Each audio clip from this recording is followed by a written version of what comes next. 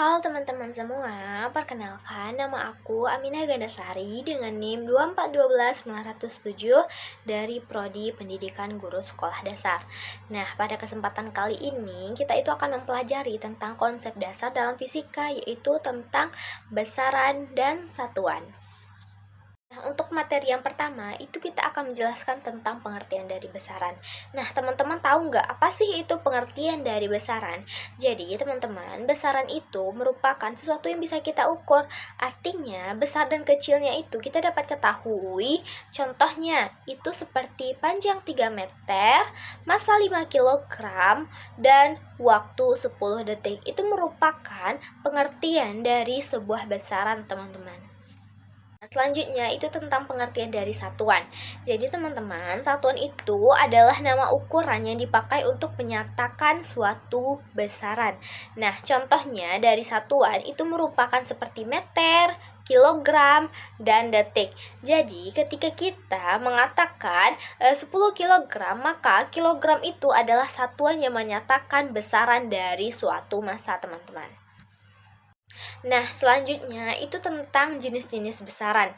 Jadi, besaran itu ada dua ya teman-teman. Yang pertama itu ada besaran pokok dan besaran turunan. Yang kedua itu ada besaran skalar dan besaran vektor.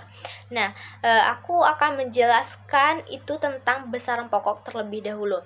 Jadi, teman-teman, besaran pokok itu adalah besaran yang satuannya itu telah ditetapkan terlebih dahulu dan tidak bergantung pada besaran-besaran lain.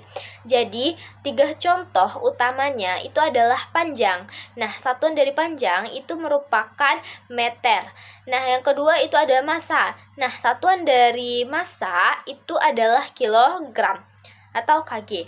Nah, yang ketiga itu adalah waktu. Nah, satuan dari internasionalnya dari waktu itu adalah second atau bisa kita tulis dalam bentuk huruf S ya, teman-teman. Selanjutnya itu tentang besaran turunan.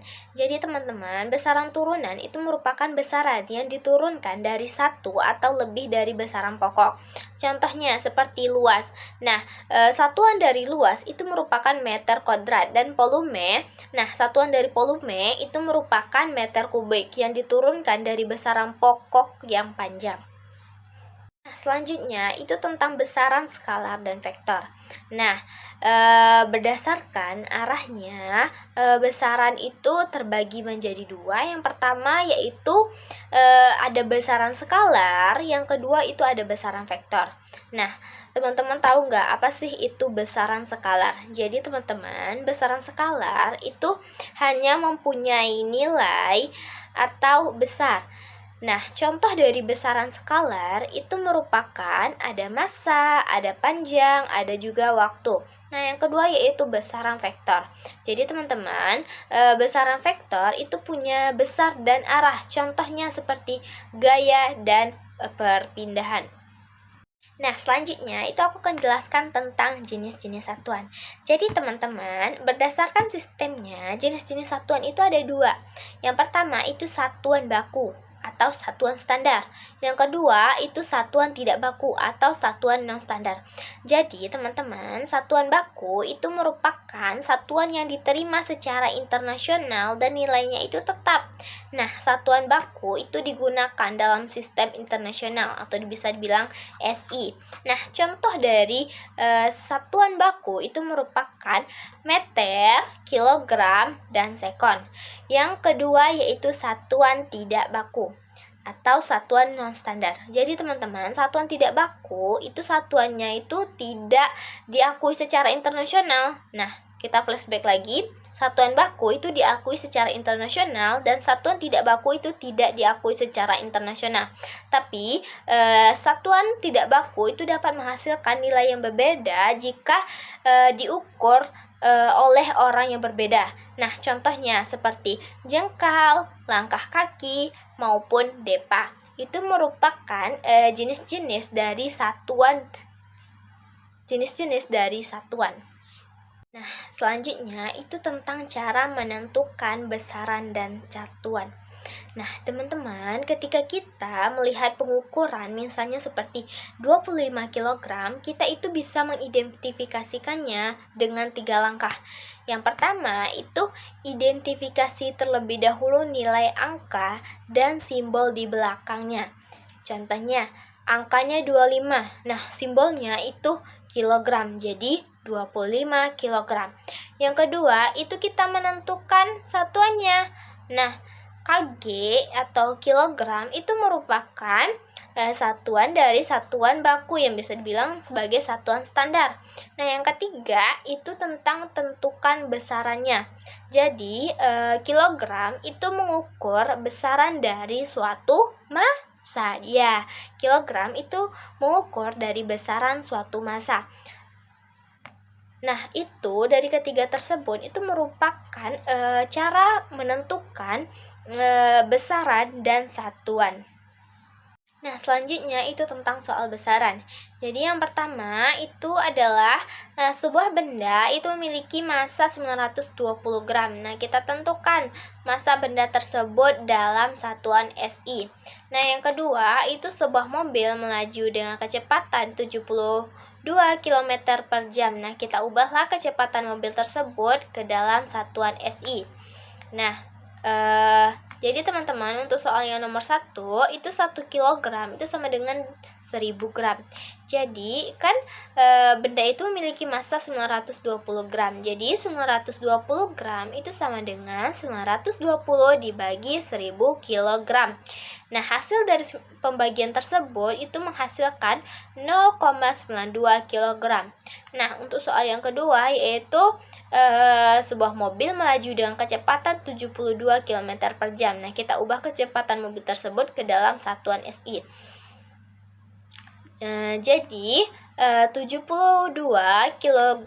km per jam itu sama dengan 72 dikali 1000 bagi 3600 meter per second. Jadi hasil dari 72 kali 1000 bagi 3600 itu merupakan 20 meter per second. Nah, itu merupakan soal dari besaran, teman-teman. Nah, selanjutnya itu tentang soal satuan. Nah, soal satuan itu aku membuat 2 buah juga soalnya. Yang pertama itu sebuah benda diberi gaya sebesar 500 Newton. Nah, kita ubah satuan gaya tersebut ke dalam Dyne.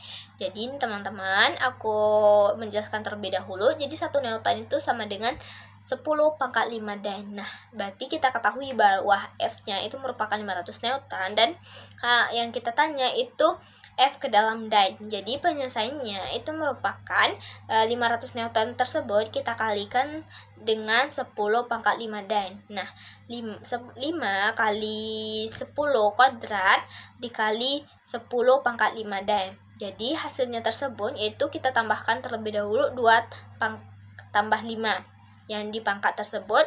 Nah, hasilnya itu adalah 5 kali 10 pangkat 7 Dyne. Maka jawaban dari satuan gaya ke dalam Dyne tersebut itu merupakan 5 kali 10 pangkat 7 Dyne. Nah, soal yang kedua yaitu tentang luas permukaan lantai 5 meter kuadrat. Nah, diberi gaya tekan sebesar 8000 Newton. Nah, kita menentukan tekanan dalam satuan SI dan satuan ATM-nya. Jadi, teman-teman, satu ATM itu sama dengan 101.300 PA. Jadi, yang kita ketahui bahwa F-nya itu kan 8000 Newton. A-nya itu 5 meter kuadrat. Nah, satu ATM-nya itu 101.300 PA. Nah, ditanya ya, itu kan ada 2. Yang pertama itu tekanan dalam PA, yang kedua yaitu tekanan dalam ATM.